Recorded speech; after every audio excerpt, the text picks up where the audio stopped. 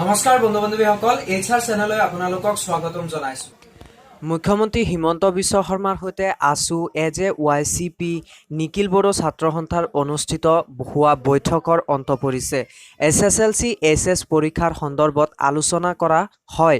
এই বৈঠকত পূৰ্বৰ অধিসূচনাৰ ৫ নং দফা প্ৰত্যাহাৰৰ সিদ্ধান্ত লোৱা হৈছে। ইয়াৰ ফলত ছেপ্টেম্বৰ মাহত কোনো ধৰণৰ পৰীক্ষা অনুষ্ঠিত নহয় বুলি ৰাজ্যৰ শিক্ষামন্ত্ৰী ৰনেশ পেগুৱে জনায়। ছেপ্টেম্বৰ মাহত কোনো পৰীক্ষা অনুষ্ঠিত নহয়। একেখন মাৰ্কশ্বিট সকলো চাকৰিত প্ৰযোজ্য হ'ব, মাথো শিক্ষক হোৱাৰ ক্ষেত্ৰত কিছু ব্যতিক্ৰম হ'ব। চৰকাৰে প্ৰয়োজন সাপেক্ষে কোভিড পৰিস্থিতিটো ভাল হ'লে 2022 চনত এই পৰীক্ষাটো অনুষ্ঠিত কৰিব বুলি জনায় ৰাজ্য চৰকাৰে। চৰকাৰে প্ৰয়োজন সাপেক্ষে এটা বিশেষ পৰীক্ষা অনুষ্ঠিত কৰিব। ভৱিষ্যতে এই পৰীক্ষাৰ ব্যৱস্থা কৰা হ'ব বুলি মন্তব্য শিক্ষামন্ত্ৰী ৰনেশ পেগুৰ। কোভিড পৰিস্থিতিটো ভাল হোৱাৰ লগে লগে ভৱিষ্যতে এই পৰীক্ষাটো অনুষ্ঠিত কৰিব বুলি জনায় ৰাজ্য চৰকাৰ বা ৰাজ্যৰ শিক্ষামন্ত্ৰী ৰনেশ পেগুৱে। কোভিডৰ বাবে শিক্ষাৰ্থীসকল দোষী নহয়। অসম চৰকাৰৰ জাননীৰ ৫ নং দফা প্ৰত্যাহাৰ কৰিছে। চৰকাৰে আছুৰ দাবী মানি লৈছে। গতিকে এখন মাৰ্কশ্বিট সকলো চৰকাৰী চাকৰিত প্ৰযোজ্য হ'ব। অৱশ্যে বিদ্যালয় মহাবিদ্যালয়ৰ শিক্ষক হোৱাৰ ক্ষেত্ৰত এটা পৰীক্ষা অনুষ্ঠিত হ'ব। ভৱিষ্যতে এই পৰীক্ষা অনুষ্ঠিত হ'ব। এইখিনিতে এটা কথা ক'ব বিচাৰো যে যোনে মোৰ চেনেলটো সাবস্ক্ৰাইব কৰা নাই প্লিজ সাবস্ক্ৰাইব কৰি ল'ব আৰু বেল আইকনটো প্ৰেছ কৰিব, কিয়নো মই এনেকুৱা ধৰণৰ ভিডিঅ' সদায় দি থাকিম। অনুষ্ঠিত হ'ব। আছুৰ দাবী আছিল স্থান নাথাকে কিন্তু ষ্টাৰ ডিষ্টিংশ্যনৰ ব্যৱস্থা থাকিব। এই দাবী মানি লৈছে চৰকাৰে। আগতে হৈ হোৱা মেট্ৰিক HS প্ৰাৰ্থীৰ মাৰ্কশ্বিটসমূহ পূৰ্বৰ শিক্ষাৰ্থীৰ দৰে একেই হ'ব। ৰাজ্য আৰু কেন্দ্ৰীয় বৰ্ডৰ সকলো প্ৰাৰ্থীৰ ক্ষেত্ৰত একে পৰীক্ষা অনুষ্ঠিত হ'ব বুলি মন্তব্য কৰে সমুজ্জ্বল কুমাৰ ভট্টাচাৰ্যই।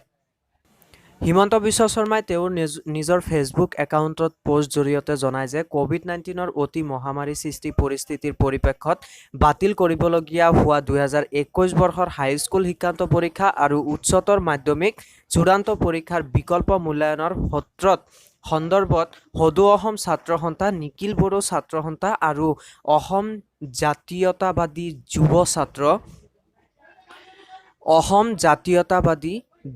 ছাত্ৰ পৰিষদ প্ৰতিনিধিবৰ্গৰ সৈতে এটা বিশেষ গুৰুত্বপূৰ্ণ বৈঠকত মিলিত হওঁ।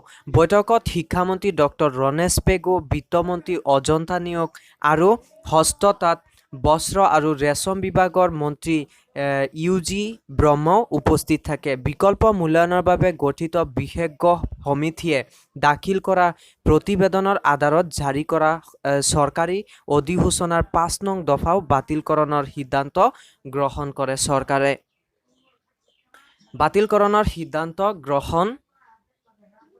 কৰা হয়। বিকল্প মূল্যায়নৰ সূত্ৰ অনুসৰি গৃহীত ফলাফলৰ নম্বৰৰ তালিকা তথা প্ৰমাণপত্ৰ, উচ্চ শিক্ষা গ্ৰহণ, চাকৰিৰ বাবে আবেদন আদিৰ ক্ষেত্ৰত প্ৰযোজ্য হ'ব। অৱশ্যে বিদ্যালয় আৰু মহাবিদ্যালয়ৰ শিক্ষক নিযুক্তিৰ বাবে চৰকাৰে প্ৰয়োজনীয় বুলি বিবেচনা কৰে এক পৃথক পৰীক্ষা অনুষ্ঠিত কৰিব পাৰিব। বিকল্প মূল্যায়নৰ আধাৰত গৃহীত হাইস্কুল শিক্ষান্ত পৰীক্ষা আৰু উচ্চতৰ মাধ্যমিক চূড়ান্ত পৰীক্ষাৰ ফলাফলত স্থানপ্ৰাপ্তৰ তালিকা নাথাকে যদিও ডিষ্টিংশ্যন আৰু ষ্টাৰৰ ব্যৱস্থা থাকিব। আজি ভিডিঅ' এইখিনিয়ে। যদি ভাল লাগে এটা লাইক কৰিব আৰু কমেণ্ট কৰিবলৈ নাপাহৰিব। Thank U.